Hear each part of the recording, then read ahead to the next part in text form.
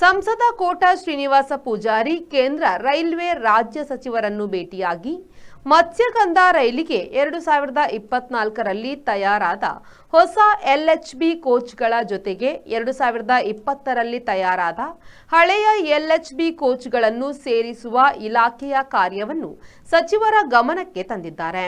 ಮತ್ಸ್ಯಗಂಧ ರೈಲಿನ ಎಲ್ಲ ಟ್ರಿಪ್ಗಳಿಗೂ ದೂರುಗಳು ಬಾರದಂತೆ ಉತ್ತಮ 2024ರ ಕೋಚ್ಗಳನ್ನೇ ಬಳಸುವಂತೆ ಸಂಬಂಧಿಸಿದ ಝೋನಲ್ ರೈಲ್ವೆಗಳಿಗೆ ತಿಳಿಸಲು ಕೋರಿದ್ದು, ಸಚಿವರಿಂದ ಈ ಬಗ್ಗೆ ಸಕಾರಾತ್ಮಕ ಪ್ರತಿಕ್ರಿಯೆ ಲಭಿಸಿದೆ ಎಂದು ಸಂಸದರು ತಿಳಿಸಿದ್ದಾರೆ. ಕರಾವಳಿ ಹಾಗೂ ಮುಂಬೈ ಬೆಸೆಯುವ ಮತ್ಸ್ಯಗಂಧ ರೈಲು ಇದೀಗ ಎಲ್ಎಚ್ಬಿ ಕೋಚ್ಗಳೊಂದಿಗೆ ಕಳೆದ ಫೆಬ್ರವರಿ 17ರಿಂದ ಮೇಲ್ದರ್ಜೆಗೇರಿದ್ದು, ಪ್ರಯಾಣಿಕರಿಗೆ ಸುರಕ್ಷಿತ ಪ್ರಯಾಣದ ಭರವಸೆ ನೀಡಿದೆ.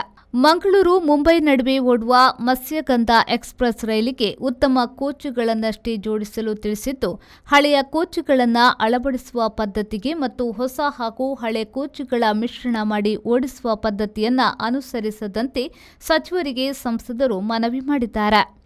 ಸಚಿವರು ಈ ಬಗ್ಗೆ ಮತ್ಸ್ಯಗಂಧ ರೈಲಿನ ಮೂಲ ವಲಯವಾದ ದಕ್ಷಿಣ ರೈಲ್ವೆಗೆ ತಕ್ಷಣವೇ ಸಮಸ್ಯೆ ಪರಿಹರಿಸಲು ಸೂಚನೆ ನೀಡಿದ್ದಾರೆ ಎಂದು ತಿಳಿದುಬಂದಿದೆ.